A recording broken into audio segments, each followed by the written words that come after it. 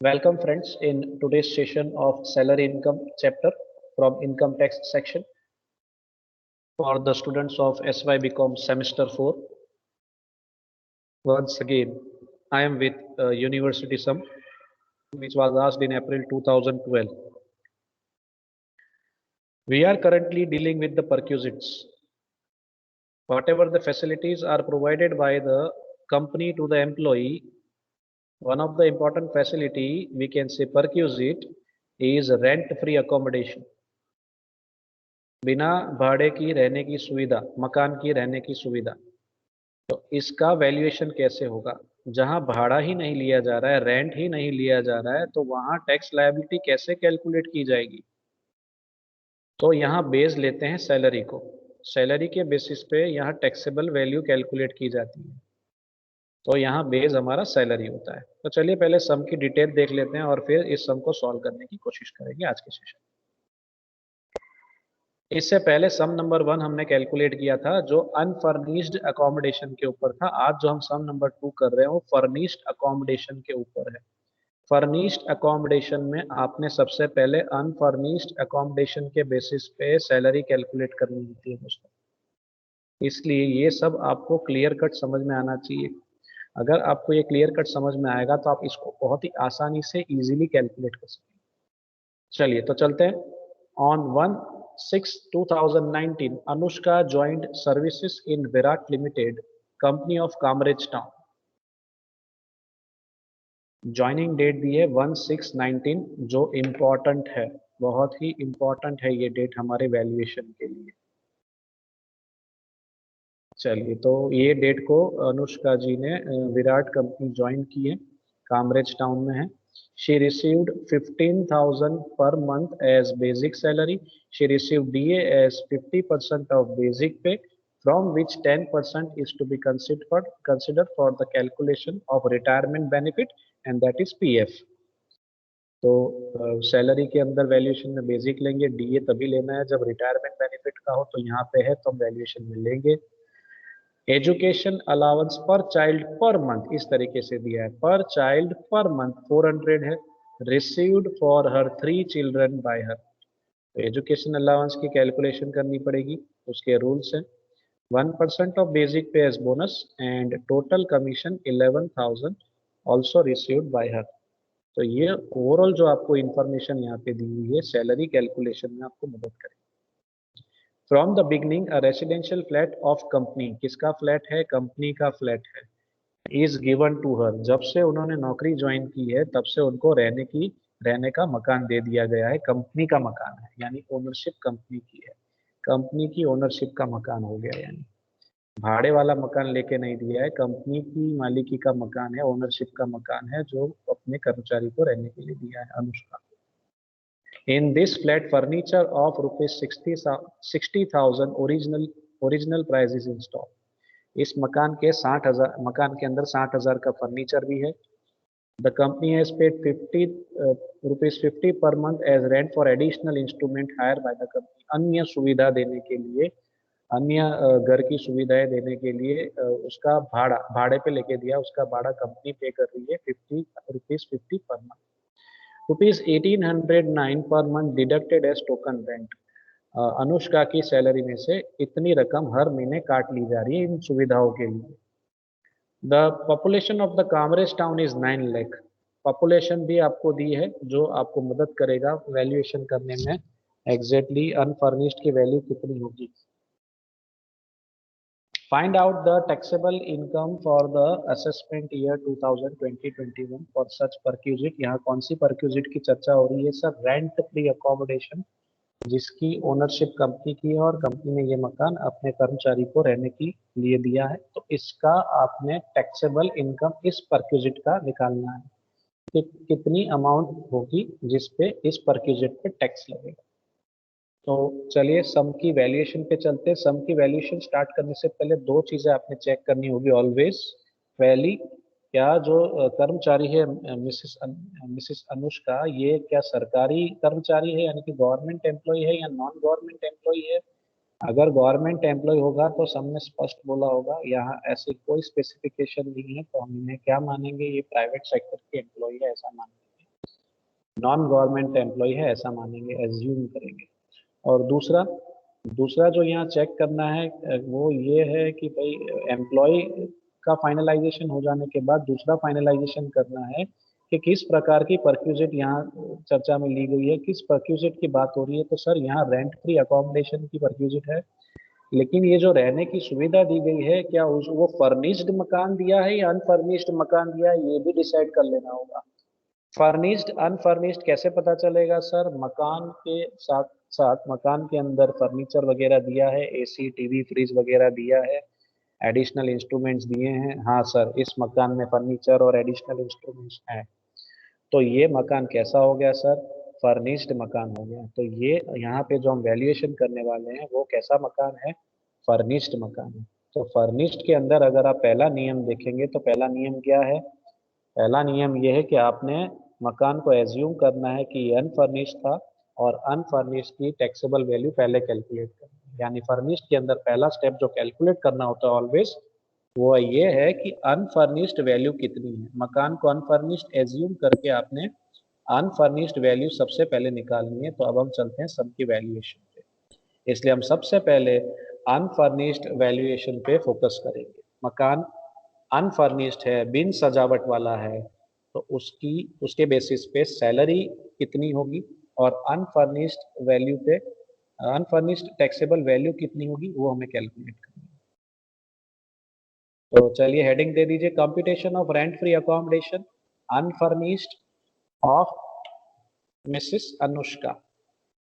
सबसे पहले हमें क्या कैलकुलेट करना है, इसके अंदर सबसे पहले हमें कैलकुलेट करना होता है सैलरी। सैलरी की डेफिनेशन यहाँ पे क्या है, B A B C. B A B C यहाँ सैलरी की डेफिनेशन है। बी ए बी सी क्या है, वन बाय वन अब पॉइंट्स आते जाएंगे, वैसे वैसे आप यहाँ पे सैलरी कैलकुलेट करते जाएंगे। सबसे इम्पोर्टेंट पॉइंट क्या है, अनुष्का जी ने कंपनी कब ज्वाइन की है, 1619। अगर हमारा असेसमेंट ईयर 2020-21 है तो हम जो स्टेटमेंट अब बनाने वाले हैं इस वैल्यूएशन में वो प्रीवियस ईयर 2019-20 का होगा, 1920। वैसे हमारा अगर हम साल बोलते हैं 2019-20 तो साल स्टार्ट होता है हमारा 1/4/2019 से लेकर 31/3/2020। लेकिन अनुष्का जी ने कंपनी कब ज्वाइन की है, इसीलिए मैंने इसको यहाँ पे खास इस तरीके से बोल्ड किया था कि ज्वाइन ही 1619 को की है। तो अब जो हम यहाँ वैल्यूएशन करेंगे वो 1619 से लेकर 31/3/20 तक का ही वैल्यूएशन करेंगे, क्योंकि कंपनी ही 1/6/19 से ज्वाइन की है। तो फिर आगे का वैल्यूएशन कैसे करेंगे हम, आप कंपनी ही अगर 1/6/19 से ज्वाइन कर रहे हैं तो आपका वैल्यूएशन पूरे साल का नहीं हो पाएगा, सिर्फ 10 महीने का होगा। जून से लेकर जून 2019 से लेकर मार्च 2020 तक का वैल्यूएशन होगा इस सम के अंदर। यानी स्टूडेंट यहीं पे मिस्टेक कर देता है, पूरे साल का वैल्यूएशन करता है। बेसिक आपको कितना दिया हुआ है per month, 15,000 basic per month दिया हुआ है, तो कितना होगा। स्टूडेंट क्या करता है इस ऐसे इस सम के अंदर, ज्वाइनिंग डेट पे फोकस नहीं करता है। आप यहाँ पे खास लिख दीजिए ज्वाइनिंग डेट, इस सम के लिए इम्पोर्टेंट है, 1619 है। बेसिस पे वैल्यूएशन 10 मंथ्स का होगा। 1619 से लेकर 31/3/20 तक का होता है 10 मंथ्स। तो पहली ही पॉइंट में उसकी मिस्टेक हो जाती है। ये 15,000 मल्टीप्लाई बाय 12 मंथ्स कैलकुलेशन करता है और आंसर यहाँ लिखता है, बेसिक लिखता है 1,80,000। तो यहीं पे उसकी गड़बड़ हो जाती है, आगे का पूरा कैलकुलेशन जीरो हो जाएगा, आपका पूरा सम गलत हो जाएगा। इसलिए बहुत ही दिमाग से, बहुत ही ठंडे दिमाग से अपने पॉइंट्स को ध्यान में लेना और वैल्यूएशन करना है। आगे डीए कैलकुलेट करना है, तो डीए का बेस क्या है, 50% बेसिक का लेना है। बेसिक ही एक 80 ले लोगे तो डीए भी गलत हो जाएगा। फ्रॉम विच 10% आपने लेना है रिटायरमेंट बेनिफिट के लिए, यानी 1,50,000 का 50% निकालेंगे जो होगा 75,000। 75,000 का 10% निकालेंगे, रिटायरमेंट बेनिफिट का डीए कितना हो जाएगा, 7,500। अगर यहाँ पे ये स्टेटमेंट निकाल दिया जाए, from which 10% is to be considered for the calculation of PF, तो फिर मैं यहाँ डीए कंसिडर नहीं करूँगा, फिर यहाँ आप डीए को अवॉइड करेंगे। रिटायरमेंट बेनिफिट वाला डीए ही कैलकुलेशन में लेना है। In case of calculation of rent free accommodation salary purpose. और उसके बाद अगली सैलरी में बेसिक से हमने बी से बेसिक ले लिया, ए से टैक्सेबल अलाउंसेस आते हैं तो डी यानी डियरनेस अलाउंस लिया, और कोई अलाउंसेस दिए? हाँ सर, एजुकेशन अलाउंस पर चाइल्ड पर मंथ दिया हुआ है 400 received for her 3 children bye her. तो अगला पॉइंट है एजुकेशन अलाउंस, बहुत ही इंटरेस्टिंग होता है, इसको कैसे कैलकुलेट करना है ध्यान देना अच्छे से। यहाँ मिस्टेक करते हैं स्टूडेंट, एजुकेशन अलाउंस रिसीव्ड यानी कंपनी ने आपको कितना दिया, तो कंपनी ने हमको दिया 400 रुपये एक महीने का। नौकरी ज्वाइन की थी वो यहाँ ध्यान रखना है आपको। यहाँ सर यहाँ आपने 10 मंथ्स नहीं लिया, ऑलरेडी हमने जो 1,50,000 लिया है ना बेसिक, वो 10 मंथ्स का ही है, इसलिए यहाँ 10 मंथ्स नहीं लिखा अलग से। कंफ्यूजन बिल्कुल नहीं होना चाहिए। एजुकेशन अलाउंस रिसीव्ड कितना मिला कंपनी में से, 400 रुपये एक महीने का मिला। कितने महीने के लिए लेंगे सर, 10 मंथ्स के लिए लेंगे। कितने बच्चे हैं, रिसीव्ड में जितने बच्चे हो सारे डाल देने हैं, 3 हो 4 हो 5 हो 11 हो, पूरी क्रिकेट की टीम हो, कोई प्रॉब्लम नहीं है। तो रिसीव्ड में जितने भी बच्चे हैं पर मंथ, पर चाइल्ड पर मंथ यानी 400 रुपये एक बच्चे के एक महीने के, तो वैसे 3 बच्चे हैं 10 महीने के लिए कितना हो गया, 12,000। अगर यहाँ पे ऐसा दिया हो तो सिर्फ एजुकेशन अलाउंस पर मंथ 400, तो फिर मैं क्या करता, 400 मल्टीप्लाई बाय 10 मंथ्स ही लेता। वहाँ पर चाइल्ड नहीं है यानी 4,000 रुपया आएगा। पर चाइल्ड हो तो ही 3 चाइल्ड यहाँ ऐड करना है, जैसा बोला है वैसा करना है।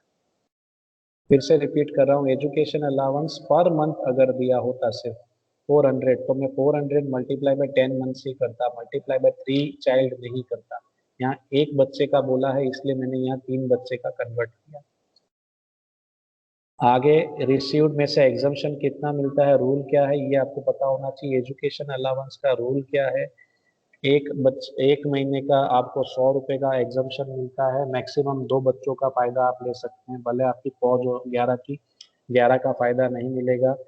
रिसीव्ड में जितने बच्चे हैं सब लिख देने, 3 4 5 6 जो भी है, लेकिन एग्जम्पशन में आपको 2 ही बच्चे का, हम 2 हमारे 2, 2 ही बच्चे का फायदा मिलता है। इसका कायदा, ये पॉइंट आपको याद रखना है, रूल याद रखना है, यहाँ गड़बड़ नहीं होनी चाहिए। सो 100 रुपीज का फायदा एक महीने का मिलता है, ऐसे 10 महीने हैं और 2 बच्चों में maximum 2 child is allowed. So 10,000 taxable value होगी, 12,000 में से 2,000 का फायदा मिला, एग्जम्पशन मिला, 10,000 पे लगेगा टैक्स। चलिए फिर आगे, ये हो गया बेसिक प्लस अलाउंसेस। फिर आगे क्या है सर, और आगे क्या है देखते हैं सर।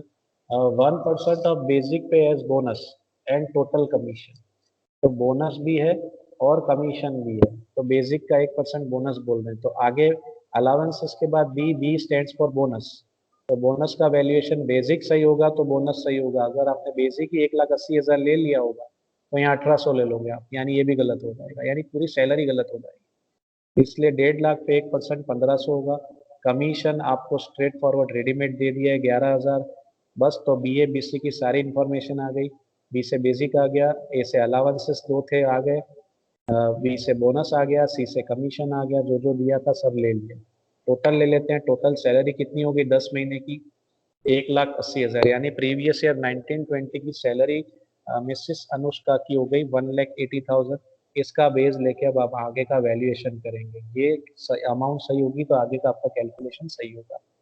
अब एक नोट आपने खास लिखनी है, यहाँ हम जजमेंट लेंगे, जजमेंट अच्छे से लेना है। कैसे जजमेंट लेंगे, अनफर्निश्ड की वैल्यू मुझे निकालनी है, अनफर्निश्ड की वैल्यू पहले कैलकुलेट करनी है। फर्निश्ड मकान के अंदर सबसे पहले अनफर्निश्ड की वैल्यू कैलकुलेट करनी है। अनफर्निश्ड वैल्यू कैलकुलेट करने के लिए सबसे पहले आपने सैलरी कैलकुलेट करनी होती है, जो मैंने कर दी। आप ऑर्डर याद रखिए मैं कैसे समझा रहा हूँ, मैं किस तरीके से वैल्यूएशन कर रहा हूँ। नोट लिखनी है आपने, अब हम यहाँ पे जजमेंट लेंगे। Flat provided is employers ownership, जो मकान दिया गया है रहने के लिए वो कंपनी की मालिकी का है। अगर कंपनी की मालिकी का मकान हो तो आपको याद होगा मैंने आपको एक टेबल दिया था। अ, फिर भी अगर देखो अवेलेबल होगा तो मैं कोशिश करता हूँ आपके सामने वो टेबल रखूँ तो आपको ज़्यादा समझ में आएगा। टेबल आपकी नोटबुक में अगर अवेलेबल होगा, आपने लिखा होगा तो ज़्यादा समझ में आए। ये रहा वो टेबल, ये टेबल आपने बाय हार्ट कर देना है पॉपुलेशन के बेसिस पे। और यहाँ पे अगर कंपनी की मालिकी का मकान हो तो हमने ये कॉलम देखना, एक पॉपुलेशन देखना है और एक ओनरशिप की कॉलम देखनी है। ओनरशिप अगर कंपनी की मालिकी का है तो सेकंड कॉलम देखना है, अगर भाड़े पे लेके दिया है तो थर्ड कॉलम। या तो कंपनी की मालिकी का मकान होगा या तो भाड़े का मकान, दोनों पॉसिबल नहीं। तो पॉपुलेशन के साथ या तो आप दूसरी कॉलम का कंपैरिजन करेंगे, पॉपुलेशन के साथ या तो आप तीसरी कॉलम का कंपैरिजन करेंगे। इस सब में जो इन्फॉर्मेशन दी है उसके बेसिस पे हम पहली और दूसरी कॉलम का कॉम्बिनेशन देखेंगे। चलिए पॉपुलेशन देखते हैं। तो कामरेज टाउन का पॉपुलेशन क्या है सर? 9 लाख दिया है सम के अंदर। सम के अंदर 9 लाख पॉपुलेशन दिया है कामरेज का। तो 9 लाख यानी तीसरी कैटेगरी में आएगा। 10 लाख से कम हो तो क्या करेंगे? सैलरी का 7.5% ओनरशिप कंपनी की है ना, तो सेकंड कॉलम देखनी है। 7.5% सैलरी का टैक्सेबल लेंगे। तो ये डिसाइड हो गया, अगर 10 लाख से कम पॉपुलेशन है तो कितना टैक्सेबल अमाउंट लेना है? टैक्सेबल अमाउंट लेना है सैलरी का 7.5%। तो कितने स्टूडेंट कंफ्यूज हो जाते हैं कि ये 7.5% कहाँ से लेके आए सर? तो ये 7.5% यहाँ से जो इनकम टैक्स रूल्स में जो दिया है दोस्तों, उसके बेसिस पे मैं यहाँ लेके आया हूँ। तो यहाँ पे आप एक नोट आप लिखेंगे अच्छे से। नोट में क्या लिखना है? नोट में आपने डिसाइड करना है कि क्या मकान कंपनी की मालिकी का है या ये मकान भाड़े पे लेके दिया है। सर ये मकान जो है कंपनी की ओनरशिप का है, कंपनी इसके मालिक है, और ये मकान अपने कर्मचारी को रहने के लिए दिया है, अनुष्का जी को रहने के लिए दिया है। चलिए तो ये पहला पॉइंट ओनरशिप कंपनी की है। दूसरा साथ में पॉपुलेशन ध्यान में लेना है, 10 लाख से कम है। तो हम कितनी वैल्यू लेंगे? अनफर्निश्ड हाउस की वैल्यू कितने परसेंट लेंगे सैलरी के? जो सैलरी हमने यहाँ कैलकुलेट की है ना 1,80,000, उसके 7.5% टैक्सेबल वैल्यू, तो 7.5% लेंगे। ये हमने यहाँ डिसाइड किया, हमने यहाँ ये डिसीजन लिया है। अब ये डिसीजन के बेसिस पे हम आगे क्या कैलकुलेट करेंगे? मान लीजिए आपका अनफर्निश्ड वैल्यू रेडी हो गया है। अब आप फर्निश्ड की स्टेटमेंट पे चलेंगे। कहाँ चलेंगे? आखिरी पड़ाव पे चलेंगे। अब आपने एक स्टेटमेंट रेडी करना है, computation of taxable amount of furnished rent free house. Rent free house अब हम कैलकुलेशन करेंगे, मेन कैलकुलेशन पे आ रहे हैं। ये स्टेटमेंट इंपॉर्टेंट स्टेटमेंट है, इसमें आपने दो कलम रेडी करनी है, कंडीशंस एंड अमाउंट। और इस पे सबसे पहली कंडीशन क्या है? फर्निश्ड की पहली कंडीशन ये है कि आपने एज्यूम करना है कि अनफर्निश्ड मकान है और इसकी वैल्यू कैलकुलेट करनी है। अनफर्निश्ड मकान है तो हम यहाँ पहली कंडीशन लिखेंगे, value of unfurnished flat. Value of unfurnished flat. Unfurnished flat में हमने ऊपर डिसाइड किया अभी थोड़ी देर पहले, क्या डिसाइड किया कि हम सैलरी का पॉपुलेशन बेसिस पे, ओनरशिप बेसिस पे हमने डिसाइड किया कि 7.5% सैलरी का टैक्सेबल होगा। तो मैंने 7.5% सैलरी का निकाला। 1,80,000 का 7.5% कितना होगा सर? 13,500 जो टैक्सेबल है। इसके बाद दूसरा और क्या क्या फर्निश्ड के जो तीन इंपॉर्टेंट रूल है जो आपको पता होने चाहिए। दूसरा रूल क्या है फर्निश्ड का? क्या साथ साथ में इस मकान के अंदर कोई फर्नीचर इंस्टॉल किया गया है? हाँ सर, फर्नीचर इंस्टॉल किया गया है, तो वो भी टैक्सेबल होगा 10% के बेसिस पे। कितने परसेंट? 10%। तो देखते हैं इसका वैल्यूएशन कैसे होता है। तो अगली कंडीशन क्या होगी? कंडीशन नंबर 1, अनफर्निश्ड फ्लैट की वैल्यू लेनी होती है फर्निश्ड के अंदर। फर्निश्ड की दूसरी कंडीशन क्या है? अगर कोई फर्नीचर दिया गया है, उसका इंस्टॉलेशन किया गया है, कोई अन्य सुविधा दी गई है मकान के अंदर, तो वो सुविधा का उसकी जो वैल्यू है उसका 10% लेना है। कॉस्ट प्राइस का 10% टैक्सेबल होगा as per rules. 10% as per rules है। ये रूल्स हम आगे थियरी सेशन में पढ़ चुके हैं। तो 10% लेना होगा कॉस्ट प्राइस का। कॉस्ट प्राइस कितनी है? 60,000। फर्नीचर की वैल्यू 60,000। कितने महीने का ध्यान में लेंगे सर? 10 महीने के लिए मकान में रहे हैं तो 10 महीने का ही वैल्यूएशन लेंगे। अनुष्का जी 10 महीने के लिए मकान में रहे हैं, 1/6/19 से लेकर 31/3/20 तक। तो 10/12 मंथ्स मल्टीप्लाई बाय कितना परसेंटेज बोलना है? 10% देना है। एक तरीके से डेप्रिसिएशन निकाल दें फर्नीचर का 5,000 रुपये। लेकिन ये वैल्यू टैक्सेबल होगी in the hands of employee. Employee को इतनी रकम पे टैक्स पे करना पड़ेगा। इसके बाद ये फर्नीचर इंस्टॉल किया है, साथ साथ में कोई अन्य सुविधाएं दी गई है, कोई एडिशनल इंस्ट्रूमेंट दिए गए भाड़े पे लेकर, और भाड़ा कंपनी ने पे किया है, तो वो भी टैक्सेबल होगा इन द हैंड्स ऑफ एम्प्लॉई। तो सर है वैसा भी सिचुएशन है। इंस्टॉलेशन ऑफ एडिशनल इंस्ट्रूमेंट, तीसरी शर्त क्या है, अगर कोई अन्य सुविधा दी गई है और वो सुविधा भाड़े पे लेके दी है और वो भाड़ा अगर कंपनी पे करती है, then it is taxable in the hands of employ. तो installation of additional instrument, rent paid by company या एम्प्लॉयर लिख सकते हैं, कितना रुपया पे करने, 50 per month multiply by 10 month, तो कितनी रकम हो गई सर, 500 रुपये हो गए। तो ये तीसरी इंफॉर्मेशन थी। ये तीन कंडीशन है, मैक्सिमम है। पहली तो आनी ही आनी है, दूसरा नॉर्मली होता है, तीसरा अगर कोई भाड़े पे और सुविधा लेके दिए तो आएगा, शायद हो या ना हो ऐसी सिचुएशन होती है। लेकिन दूसरी सिचुएशन तो कंफर्म है, पहली दो तो कंफर्म है, कंडीशन होगी होगी जिसका वैल्यूशन आपको करना ही। अब क्या कर्मचारी के सैलरी में से कोई अमाउंट डिडक्ट की जा रही है? हाँ sir, 1809 per month deducted as token rent. भाड़ा समझ के कोई रकम काटा जा रहा है? हाँ सर, काटा जा रहा है सैलरी में से। तो अगर काटा जा रहा है, डिडक्ट किया जा रहा है, तो कर्मचारी यहाँ से डिडक्शन ले लेगा। हम क्यों छोड़े? अगर हमने भाड़ा पे किया है, कंपनी को कुछ रकम दी है, तो हम यहाँ से फायदा ले लेंगे इनकम टैक्स में से। So less token rent deducted, हर महीने उसके पगार में से इतना भाड़ा काटा जा रहा है, इतनी रकम काटी जा रही है। सो 1809 याद रखना है, 12 महीने नहीं 10 महीने लेना है। तो ये पर मंथ था इसलिए मैंने 10 मंथ्स लिया, ये पूरे साल का था इसलिए मैंने 10/12 मंथ्स लिया था। कुछ कंफ्यूज हो जाते हैं, यहाँ 10 मंथ्स लिख रहे हैं, यहाँ 10/12 लिख रहे हैं। ये सालाना था, 12 महीने का था, 10 महीने में कन्वर्ट किया। ये 1 महीने का है, 10 महीने में कन्वर्ट किया। तो इसकी रकम हो रही है सर 18,090। ये रकम हमें इन तीन रकम में से माइनस करनी है, ध्यान रखना, लेस करना है। बस जो आएगा वो आपका फाइनल आंसर है, और 7 मार्क आपके कंफर्म हो जाएंगे अगर आपने सही तरीके से taxable furnished rent free house का वैल्यूएशन किया हो। 910 रुपये इसका फाइनल आंसर आ रहा है, 910।